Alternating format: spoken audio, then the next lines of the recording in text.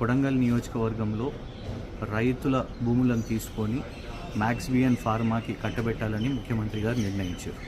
అయితే ఈ మ్యాక్స్బియన్ ఫార్మా గొలుగూరి సత్యనారాయణ రెడ్డి గారు ఏదైతే రేవంత్ రెడ్డి గారి అల్లుడున్నారో వారికి ఇందులో 16 లక్షల షేర్లు ఉన్నాయి. 20 లక్షల షేర్లు ఎస్విఎస్ ఫెసిలిటీ అండ్ దానికి సంబంధించిన డైరెక్టర్ అన్నం శరత్ గారు ఉంది. తర్వాత మళ్ళా వీళ్ళు అసలు రైతులు కాదు అని చెప్పారు.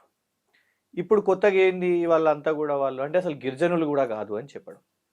ఇదొక డైమెన్షన్. అంటే ఒక సోషల్ ఐడెంటిటీ కోసం వాళ్ళు ఇవాళ చూడండి, ఆ గిరిజనులు మేం కాదండి, ఫస్ట్ అసలు వాళ్ళని అప్రిషియేట్ చేయాలి. వాళ్ళ పోరాటం కోసం ఎక్కడనో అక్కడ కొడంగల్లో మారుమూల ప్రాంతంలో ఉన్న వాళ్ళు ఇవాళ వాళ్ళ వాణి వినిపించుకోవడానికి హైదరాబాద్లో వచ్చారు. ఫస్ట్ హైదరాబాద్ ప్రెస్ క్లబ్లో మాట్లాడారు. తర్వాత ఈరోజు ఢిల్లీలో మానవ హక్కుల కమిషన్, మహిళా కమిషన్, గిరిజన దళిత కమిషన్, ఇన్ఫ్యాక్ట్ రాష్ట్రపతి గారి సమయం కూడా వాళ్ళు కోరుతున్నారు. అక్కడ పోయి కాన్స్టిట్యూషన్ క్లబ్లో జాతీయ మీడియాతో మాట్లాడుతున్నారు. వాళ్ళు మాట్లాడుతుంటే కూడా ఎంత బాధాకరంగా ఉన్నదంటే, ఎంతసేపు అధికారుల మీద దాడి అని అన్నారు. అసలు ఫస్ట్ ఆఫ్ ఆల్ అన్ననే ఒక కుట్ర ఉన్నది. ఎందుకు అని అంటే, అసలు వాస్తవానికి ఎందుకు కలెక్టర్ గారు పోలీస్ సిబ్బంది లేకుండా అక్కడ ఉన్నారో ఎవరికి తెలియదు. గన్మెన్లు ఉండాలి, పోలీస్ డిపార్ట్మెంట్ వాళ్ళు ఉండాలి, మొత్తం ఆ బృందం ఉండాలి. ఎందుకంటే కొన్ని నెలల నుంచి అక్కడ నిరసన అవుతున్నప్పుడు వెల్ ప్రిపేర్డ్గా ఉండాలి. కానీ మరి అందులోనే కొందరు కాంగ్రెస్ వాళ్ళు సొర్రినరా ఏం చేసిరో కానీ పాపం దాడి అని చెప్పేసి కొందరు రైతులను, కొందరుగా చాలామంది రైతులను జైలు పాలు చేశారు. వాళ్ళ మహిళలను తర్వాత రాత్రి వెళ్ళి ఏ విధంగా శారీరకంగా వాళ్ళను అవమానపరచడం, ఇబ్బంది పెట్టడం, అశ్లీలంగా ప్రవర్తించడం, వాళ్ళ మీద దాడులు చేయడం, ఇలా వాళ్ళు జైలు చుట్టూ బయట మీడియా హౌసెస్ చుట్టూ మొత్తం కూడా తిరుగుతున్నారు. వాళ్ళు బయటికి వచ్చి మాకు న్యాయం కావాలి అని అంటున్నారు. ఆ తర్వాత మనం ఇంకోటి చూసినాం, స్వయాన రేవంత్ రెడ్డి గారి అన్న ఒక పెద్ద కానువాయి బృందం తీసుకొని అక్కడికి పోవడం. కలెక్టర్ గారు, సాధారణంగా కలెక్టర్లు ఎమ్మెల్యే ఎంపీ వచ్చినా కూడా వాళ్ళ కుర్చీ వదిలేసి బయటికి రారు. కలెక్టర్ ఆ జిల్లాకే పెద్ద. కానీ ఎమ్మెల్యే కానీ ఎంపీ కానీ ఆఖరికి సర్పంచ్ కానీ తిరుపతి రెడ్డి గారు వస్తే బయటికి కార్యాలయం బయటికి వచ్చి స్వాగతం పలుకుతారు. అంటే దాంతోనే అర్థమవుతున్నది అక్కడ పవర్ సెంటర్ అనేది ఎట్లా వాళ్ళు సృష్టిస్తున్నారు అనేది. వాళ్ళే ప్రజల మీద కూడా ఒత్తిడి పెడుతున్నారు, ఆ గిరిజనుల మీద కూడా దాడులు చేస్తున్నారు. అది స్పష్టంగా అర్థమవుతున్నది. ఎందుకంటే కరెంటుని కట్ చేసిరు, ఇంటర్నెట్ కట్ చేసిరు. ఎక్కడనో కాశ్మీర్లో వింటాం మనం, కానీ మన తెలంగాణలో కొడంగల్లో వీళ్ళు చెప్పుకుంటున్న ప్రజాపాలనలో కరెంటు కట్, ఇంటర్నెట్ కట్, వీళ్ళ మీద దాడులు జరిగినాయి. ఇదిలా ఒక యాంగిల్. రైతులు కూడా అనేది ఏంటంటే, రేవంత్ రెడ్డి గారు అల్లునికి ఈ మొత్తం ఫార్మా కంపెనీని అప్పజెప్పాలనే ప్రయత్నం చేస్తున్నారు. మేము ఎట్టి పరిస్థితుల్లో ఇయ్యమని అన్నప్పుడు కేటీఆర్ గారు కూడా మొత్తం అసలు ఏంటిది అనేది ఆ డాక్యుమెంట్స్ని చూసారు. గొలుగూరి సత్యనారాయణ గారు రేవంత్ రెడ్డి గారి పిల్లనిచ్చిన అల్లుడు గొలుగూరి సత్యనారాయణ గారు, భీమవరం వారి మ్యాక్స్బియన్ ఫార్మా అనే ఒక సంస్థ పెట్టారు. ఈ లింక్ చాలా విచిత్రంగా ఉన్నదండి. మ్యాక్స్బియన్ ఫార్మాలో 16 లక్షల షేర్స్ గొలుగూరి సత్యనారాయణ గారికి ఉన్నాయి. అందులో ఇంకొక 20 లక్షల షేర్లు, ఒకటేమో సపరేట్గా ఇండివిజువల్గా 1 లక్ష షేర్లు అన్నం శరత్ గారు, ఇంకొకటి 20 లక్షల షేర్లు ఎస్విఎస్ ఫెసిలిటీ అనే ఒక సంస్థ పేరు మీద ఉన్నది. దీంట్లో మళ్ళీ ఈ అన్నం శరత్ అనే వ్యక్తి దాంట్లో కూడా డైరెక్టర్. కట్ చేస్తే వీళ్ళందరూ కూడా మళ్ళీ మెడికోవర్ అనే ఒక హాస్పిటల్స్ దాంట్లో షేర్ హోల్డర్. ఇదే దానికి రేవంత్ రెడ్డి గారు ఒక ప్రైవేట్ హాస్పిటల్, వరంగల్ ఎంజిఎం హాస్పిటల్కి, ప్రభుత్వ ఆసుపత్రికి పోలేదు కానీ ఒక ప్రైవేట్ హాస్పిటల్కి అక్కడికి వెళ్ళారు. ప్రైవేట్ హాస్పిటల్కి పోతే మేము ఏం తప్పుపడతలేం, కానీ ఇందులో ఈ షేర్లు ఉన్నాయి కాబట్టి ఒక ఆలోచన మనం పెట్టాల్సిన అవసరం ఉన్నది. అండ్ ఇటు ఫార్మా కంపెనీ, కొడంగల్ ఇదంతా కూడా జరుగుతున్నది. ఈ ప్రోత్సాహం జరుగుతున్న క్రమంలో ఇది కేటీఆర్ గారు బయట పెట్టారు, ప్రెస్ మీట్ పెట్టి, మీ అల్లుని కోసం ఇదంతా ఎఫర్ట్ పెడుతున్నాను, అందుకే ఇంత సీరియస్గా పోతున్నా. యనుమల తిరుపతి రెడ్డి కూడా మీ అన్న అక్కడికి పోయి ఇంత జరిగితే అక్కడ పాపము గిరిజనుల మీద దెబ్బలు పడి వాళ్ళు ఇబ్బంది పాలయ్యి జైలుకు పోయిన వాళ్ళు ఉంటే నువ్వు అక్కడికి పోయి ఎట్టి పరిస్థితుల్లో మేము వెనుక అడిగేయము, నువ్వే ప్రభుత్వం అన్నట్టు, నువ్వే ముఖ్యమంత్రి అన్నట్టు తిరుపతి రెడ్డి ఫార్మా కంపెనీ ఖచ్చితంగా అవుతుంది ఇక్కడ అని ప్రకటన చేసి, ఎందుకు ఇంత పట్టుదలతోని అని కేటీఆర్ గారు ఈ మొత్తం కూడా డాక్యుమెంట్స్ పెట్టిన తర్వాత అప్పుడు ఉలిక్కి పడ్డ వాళ్ళు. జనరల్లీ ఎట్లుంటుంది, ఇప్పుడు బీఆర్ఎస్ ప్రెస్ మీట్ పెడితే ఎవరు సమాధానం చెప్పాలి ఎదురు? కాంగ్రెస్ పార్టీయో, గాంధీ భవనో, లేకపోతే ప్రభుత్వంలో ఉన్నారు కాబట్టి మంత్రులో లేకపోతే ఎమ్మెల్యేలో ఎవరైనా ప్రెస్ మీట్ పెట్టాలి. ఏం చేసిర్రు?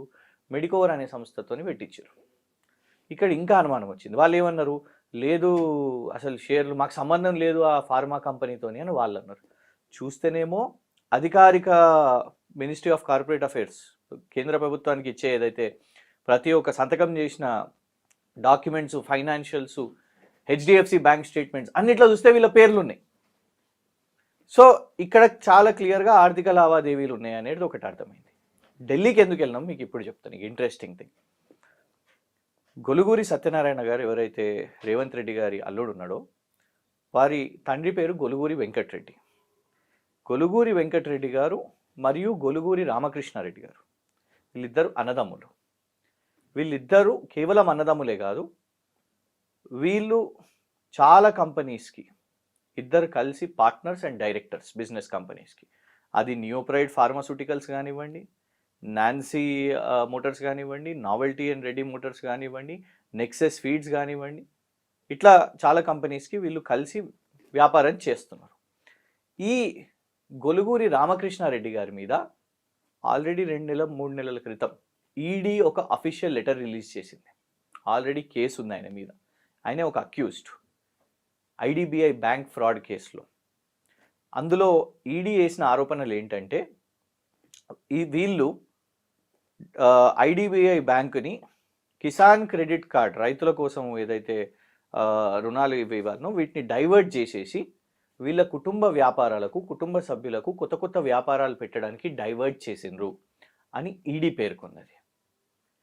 అంతేకాకుండా గొలుగూరి వెంకటరెడ్డి అంటే స్వయాన రేవంత్ రెడ్డి గారి వియంకులు గొలుగూరి వెంకటరెడ్డి గారి మీద అండ్ గొలుగూరి రామకృష్ణారెడ్డి గారి మీద bank of Baroda, syndicate bank, state bank, ఎన్నో బ్యాంకులు డిఫాల్ట్ బ్యాంకు రుణాలు ఎగవేత చేసిరని, కోట్ల రూపాయలు ఎగవేత చేసిరని ఇవన్నీ కూడా ఆధారాలు సేకరించినాయి.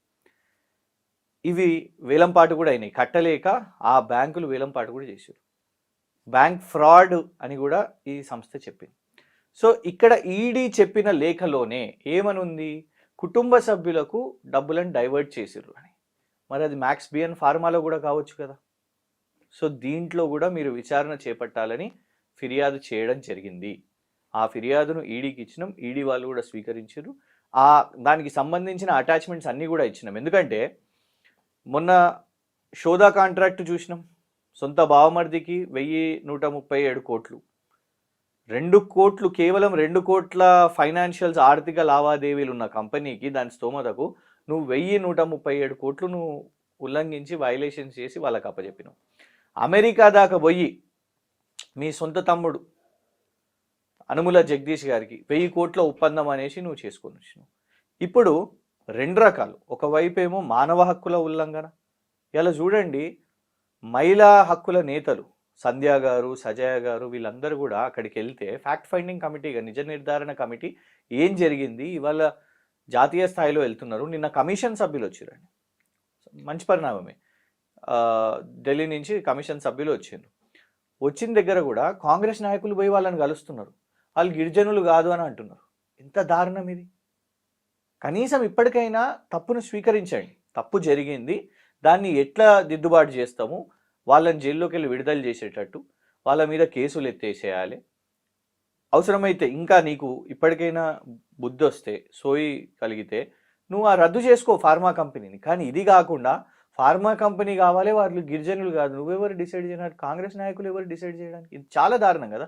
కాంగ్రెస్ పార్టీ నుంచి ఇది అంటే బహిరంగంగా తెలిసిపోతుంది ఎంత మూర్ఖంగా ఉంటారు అని. ఇవాళ మహిళా హక్కుల నేతలు పోతే వారి మీద ఎట్లాంటి ప్రవర్తన చేసిరంటే వాళ్ళు చెప్తున్నారు, వాళ్ళు మాట్లాడుతున్నారు. సంధ్య గారి బట్టలను చింపడము అని అంటే ఈ తెలంగాణ రాష్ట్రంలో చాలా కీలకమైన, నాకు తెలిసి one of the top most women activist, ఆమెకు ఒక దశాబ్దాల నుంచి పోరాటాలు చేస్తుంది. వారిది అట్లా ప్రవర్తించారు.